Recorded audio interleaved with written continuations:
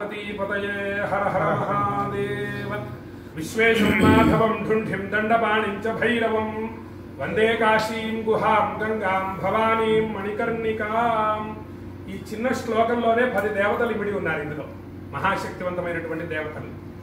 అటువంటి ఈ చిన్న శ్లోకంలోనే 10 ఉంటే మొత్తం ఈ కాశీలో 33 కోట్ల దేవతలు ఉన్నారు.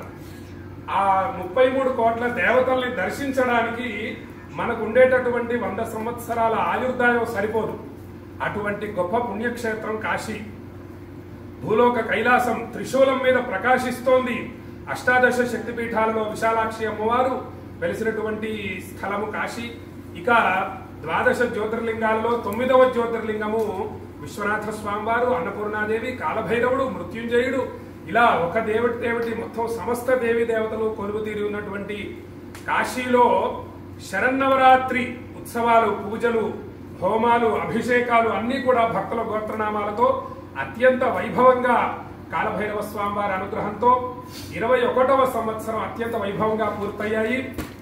మీరందరూ కూడా మీ మనస్సుని కాశీ మీద లగ్నం చేసి ఉంచడం వల్ల మీరు కూడా కాశీవాస ఫలితాన్ని పొందారు. మనకు స్కాంద పురాణం చెబుతోంది, ఎవరి మనస్సు అయితే కాశీ మీద లగ్నమై ఉంటుందో వారు కాశీవాస ఫలితాన్ని పొందుతారు అని మనకు తెలియజేస్తోంది. కాబట్టి నేను సుమారుగా నవరాత్రులకు ఒక 10 రోజుల ముందు నుంచే కాశీ గురించి అనేక విషయాలు తెలియజేస్తూ మీ అందరి మనస్సులు కూడా కాశీ మీద లగ్నమయ్యే విధంగా జాగ్రత్తగా తెలియజేస్తూ రావడం జరుగుతోంది. ఆ తర్వాత నవదుర్గల గురించి తెలియజేస్తూ, దశమహావిద్యల గురించి అద్భుతంగా ఆ కాలభైరవ స్వామివారి అనుగ్రహంతో తెలియజేస్తూ రావడం జరుగుతోంది. మీ అందరూ కూడా అమ్మవారి నామాలని జపిస్తూ, విశాలాక్షి అమ్మవారిని ధ్యానిస్తూ ఈ యొక్క శరన్నవరాత్రులు కాశీవాస ఫలితాన్ని పొందారు అని చెప్పి భక్తులకు తెలియజేస్తూ, ఇక మన అదృష్టం ఏమిటయ్యా అంటే ఈ సంవత్సరం ఆ అమ్మవారి అనుగ్రహంతో, కాలభైరవుడి అనుగ్రహంతో మొత్తం 3 గోత్రనామాలు చదవడం జరిగింది. భక్తుల గోత్రనామాలు. ఒకటి నేను గోత్రనామాలు చదివి విశాలాక్షి అమ్మవారు, అన్నపూర్ణాదేవి, వారాహి అమ్మవారికి పూజ చేయడం జరిగింది. ఇక రెండవది మా మిత్రుడు, మేము చిన్నప్పటి నుంచి చదువుకున్నాము, 2 వేదాలు చదివినటువంటి మహానుభావుడు, కృష్ణయజుర్వేదము మరియు అథర్వణ వేదము చదివినటువంటి మహానుభావుడు, గొప్ప సూర్య ఉపాసకుడు, కొన్ని వేల సూర్య నమస్కారాలు మంత్రంతో చేసినటువంటి మహానుభావుడు. అటువంటి మలబాగ నాగరాజు శర్మ గారు మీ గోత్రనామాలు చదివి ఈ 9 రోజులు కూడా విశాలాక్షి అమ్మవారు, అన్నపూర్ణాదేవి, వారాహి అమ్మవారికి పూజలు చేశారు. అది గొప్ప విశేషం. 21వ సంవత్సరం. ఇక ధూళిపాడ విరూపాక్షమూర్తి గారు మహానుభావులు కాశీలోనే ఉంటూ ప్రతిరోజు బ్రాహ్మీ ముహూర్తంలో విశ్వనాథ జ్యోతిర్లింగాన్ని అభిషేకించి తాకి నమస్కరించేటటువంటి మహానుభావులు.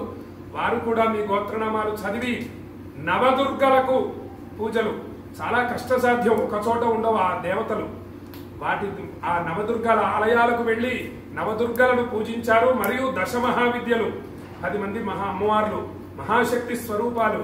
కొంత నడవలసి ఉంటుంది, కొంతనేమో బళ్ళ మీద వెళ్లి రావచ్చు. ఇలా అనేక విధాలుగా వారు శ్రమపడి భక్తులందరూ కూడా అమ్మవారి అనుగ్రహాన్ని పొందాలి, ఆయురారోగ్య అష్టైశ్వర్యాలతో సుఖంగా వర్ధిల్లాలి అని అత్యంత భక్తితో వారు నవదుర్గలు మరియు దశమహావిద్యలకు పూజలు చేశారు. ఈరోజు చండీ హోమము, రుద్ర హోమము, గణపతి హోమము, నవగ్రహ హోమము మొదలైన హోమాలు అత్యంత వైభవంగా పూర్తయ్యాయి.